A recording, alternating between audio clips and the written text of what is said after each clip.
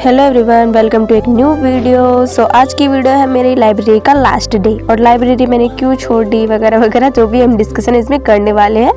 तो आपको थोड़ी मेरी वॉइस में चेंजिंग लग रहा है क्योंकि मेरी तबीयत ख़राब है, तो इसलिए ये वीडियो बहुत पहले मतलब कि अभी रिसेंटली कुछ दिनों का है, तो मैं एडिट नहीं कर पा रही थी क्योंकि मेरी तबीयत ख़राब है। तो अभी जा रहे थे हम रेडी होकर अपनी लाइब्रेरी के लिए। जल्दी से ये आ चुकी है, हमारी लाइब्रेरी भी आ चुकी है जल्दी से। एंड कुछ लोग बोल रहे थे कि दीदी आपके गाँव में लाइब्रेरी कैसे है, क्योंकि आप तो गाँव में रहते हो। तो देखो ऐसी बात नहीं है कि आप लोगों को ऐसा लगता है मैं झूठ बोलती हूँ। देखो मैं गाँव में रहती हूँ, मेरे गाँव में लाइब्रेरी बनी हुई है। तो आपकी बातों से कभी कभी ऐसा लगता है, आपको लगता है मैं झूठ बोल रही हूँ, तो ऐसा नहीं है। मेरे गांव की लाइब्रेरी है, बाकी गांव की लाइब्रेरी आपको दिखता ही होगा इसका हाल, वरना आपको पता है लाइब्रेरी तो कितनी मतलब कि हाई होती है बाहर की। तो वही तो फिर अभी मैं रिसेंटली अपनी जो भी बुक्स वगैरह थी वो निकाल रही हूँ क्योंकि अपना स्टडी स्लॉट स्टार्ट करने वाले हैं। तो सबसे पहले अपनी पॉलिटिकल में जो अपना मेरा वही चल रहा है, नोट्स क्रिएट करना जीएस नोट्स से, और मैं MS लक्ष्मीकांत से अपने नोट्स क्रिएट कर रही हूँ। पहले तो ना मैं नोटबुक में नोट कर रही थी नोट्स, बट फिर मैंने डिसाइड किया कि जितने लिखे हैं जितने किए हैं उतना काफ़ी है।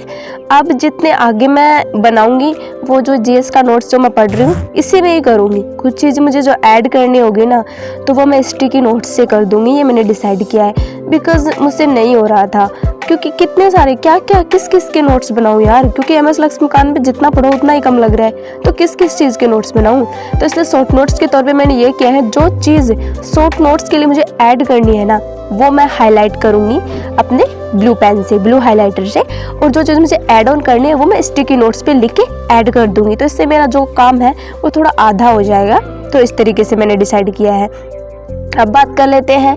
देखो सबके नोट्स बनाने के तरीके अलग होते हैं, कोई ऑनलाइन भी बनाता है, कोई लिख के बनाता है, कोई पूरी पूरी बुक छाप देता है। तो देखो जो आपको बेनिफिट लगे, जिसमें आपको पढ़ना इजी लगे, आप उस तरीके से नोट्स बनाओ। बट आप ये हमेशा याद रखो कि नोट्स बनाओ तो पहली बार कभी मत बनाओ। जब आप 3 से 4 बार उसके रीड कर लोगे तब आपको खुद समझ में आ जाएगी कि आपको नोट्स में लिखने क्या है। क्योंकि फर्स्ट में मुझे भी कुछ नहीं पता था, मैं भी एक मतलब कि बिल्कुल जीरो से उठ के यहाँ तक आई हूँ। तो पहले मुझे भी कुछ नहीं पता था कि कैसे क्या करना है, लेकिन धीरे धीरे जब मैंने पढ़ना स्टार्ट किया तब अब मैं 3 से 4 बार मैंने अगर नोट्स की रीडिंग कर ली, अपनी बुक्स पढ़ ली, तो अब मुझे पता है कि मुझे कैसे नोट्स क्रिएट करने, क्या कुछ क्या नहीं बनाना है। और उस दिन फिर मैं जल्दी आ गई थी लाइब्रेरी से, 1 या 1:30 बजे मैं वापस घर पे आ गई थी। क्यों आई? क्योंकि उस दिन वो क्या था, वो बोलते हैं ना क्या था, नवरात्रि। उस दिन क्या था यार, जिस दिन वो होता है ना नवमी, रामनवमी थी उस दिन, तो मेले वगैरह लगा हुआ था, तो मुझे वहीं पे जाना था। क्योंकि वो कहते हैं ना हमारे जो धर्म है उसमें अपने जो आपको पता है कुछ ज़्यादा आस्था रखते हैं। तो मम्मी का कहना था कि मैं वहाँ पे जाऊँ और जो अपनी जॉब है उसके लिए विश मांगूँ। तो मम्मी का कहना था तो जाना तो पड़ेगा ही। तो मैं जल्दी आ गई थी और ये मेरा दिन लास्ट था लाइब्रेरी का। और यहाँ पे मैं अपने जो हिंदी साहित्य के नोट्स है हिंदी साहित्य के इंपॉर्टेंट क्वेश्चन लिख रही थी, PY क्वेश्चन पेपर। ये सोच रही थी कि मैं आप लोगों के साथ भी ये शेयर करूँ ये बात, बट क्यों नहीं करती हूँ, क्योंकि कुछ लोग हैं ना कुछ ज़्यादा स्मार्ट बनने की कोशिश करते हैं। कमेंट में क्या लिखते हैं कि अरे तुमने ऐसा क्या अचीव कर लिया जो हमको बता रही हो, पहले खुद अचीव करके आओ फिर बताओ। तो यार आप खुद ही देखो, मेरा बताने का मन करेगा क्यों? मैं इतनी मेहनत करके अपने लिए PY क्वेश्चन पेपर छाट के लिख रही हूँ, मैं 3 से 4 घंटे उस चीज़ को दे रही हूँ मेरे लिए, लेकिन फिर भी मैं सोच रही हूँ थोड़ा सा आप लोगों को भी बता दूँ, फिर आप ये कमेंट करते हो तो थोड़ा सा अच्छा नहीं लगता यार। तो इसलिए मैं नहीं बताती हूँ। फिर जो है हम अपने जो मंदिर में पहुँच चुके थे, थोड़ा सा मैं आपको दिखा देती हूँ, क्या पता, क्योंकि काफ़ी मंदिर में जहाँ पे जाती हूँ तो वहाँ पे मैं सीन्स दिखाती हूँ तो आप लोग कहते हो अरे ये तो मेरे एरिया में ही है। तो मुझे पता लगता है कि मेरे एरिया के लोग भी मेरे वीडियोस देखते हैं, बट उनको पता नहीं है मैं मतलब कि कहाँ पे हूँ, क्या हूँ, कौन हूँ, कहाँ रहती हूँ। तो वही बात है। तो और मुझे ना धार्मिक स्थल पे जाना बहुत अच्छा लगता है, बट मैं एक मिडिल क्लास फैमिली की लड़की हूँ तो घूम नहीं सकती। बाकी जो आसपास है वहाँ तो हम जा ही सकते हैं, बट काफ़ी बहुत अच्छे से सजाया हुआ था इसको और काफ़ी अच्छा लगा हुआ था। देख सकते हो आप कितना अच्छा व्यूज़ आ रहा था। और मुझे सच्ची में धार्मिक स्थल पर घूमना बहुत अच्छा लगता है। और आप लोगों को कहाँ कहाँ घूमना अच्छा लगता है ज़रूर बताना। और ये मेरे अंकल जी हैं जो मेरे को लेके आए थे यहाँ पे। तो अभी हम जाके मंदिर में हम दर्शन वगैरह करके वापस आ रहे थे। मैं ऊपर वीडियो नहीं बना पाई क्योंकि ऊपर बहुत सारी भीड़ थी, तो इस वजह से। फिर हम वापस नीचे आ रहे थे। काफ़ी टाइम हमने मेले में भी बिताया, काफ़ी चीज़ें जैसे आपको पता है मेले में क्या क्या होता है, एंजॉय किया, देखा वगैरह, कुछ चीज़ें खरीदी ऐसे करके। तो काफ़ी लेट हो चुकी थी। फिर मैं वापस घर पे आई।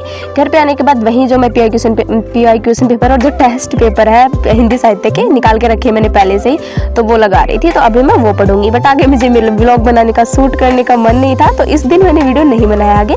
बट मैं आपको टाइम दिखा देती हूँ। यहाँ पे 6 बजने वाले, तो कभी 6 बजे या 7 बजे ऐसे करके मैं अपनी स्टडी टेबल पे आ जाती हूँ शाम को। ये मेरा नेक्स्ट डे, हाँ वो मैं भूल गई थी, उस दिन मेरा लास्ट डे नहीं था, ये मेरा लास्ट डे था। थोड़ी तबीयत खराब थी मेरी, तो काफ़ी रिकॉर्ड नहीं, मतलब कि इसको मैं एडिट नहीं कर पाई, तो भूल गई थी। उस हिसाब से मेरा लास्ट डे था लाइब्रेरी का 27 अक्टूबर। और मैंने लाइब्रेरी क्यों छोड़ी कि लाइब्रेरी का क्या सीन हो रहा था ना, कि मैं मॉर्निंग में तो चली जाती थी, हाँ 8 बजे मैं मॉर्निंग में चली जाती थी लाइब्रेरी।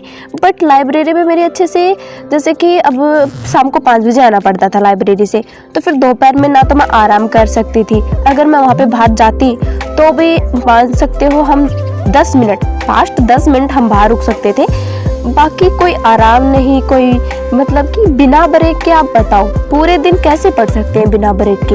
अगर ब्रेक लेके पढ़ते हैं तो हमारा माइंड भी फ्रेश होता है, उस चीज़ को रिकॉल भी करता है, थोड़ा सा रिकवर भी होता है। लेकिन अगर हमें रिलैक्स भी करना होता ना 1-आधे घंटे, तो भी यहीं सीट पे बैठ के, सच्चे में ये बहुत बहुत बुरी चीज़ थी। जो मैं शाम को आके जब मैं पढ़ाई करती थी नाइट में, तो मैं नाइट में स्टडी नहीं कर पा रही थी, पढ़ रही थी, ज़बरदस्ती पढ़ रही थी, लेकिन मेरे दिमाग में कुछ घुस ही नहीं रहा था। तो मैंने डिसाइड किया कि चलो हम कुछ दिन घर रह के देखते हैं, क्योंकि जैसे पहले मैं स्टडी करती थी दोपहर में सो के, फिर शाम को मैं स्टडी करती थी, तो कितना अच्छा स्टडी होती थी मेरे, मतलब कि मुझे ज़्यादा पढ़ने का मन करता था। लेकिन जब से लाइब्रेरी जाते तब से मेरे साथ यही हो रहा था। तो मैंने डिसाइड किया कि अब नहीं जाएंगे लाइब्रेरी, तो फिर मैंने लाइब्रेरी छोड़ दी है, अभी मैं घर पे रह के ही पढ़ूंगी। ओके, सो आज का वीडियो यहीं ख़त्म करते हैं, कैसा लगा ज़रूर बताना। Thank you for watching my video. जाते जाते लाइक ज़रूर कर देना और सब्सक्राइब भी कर लेना।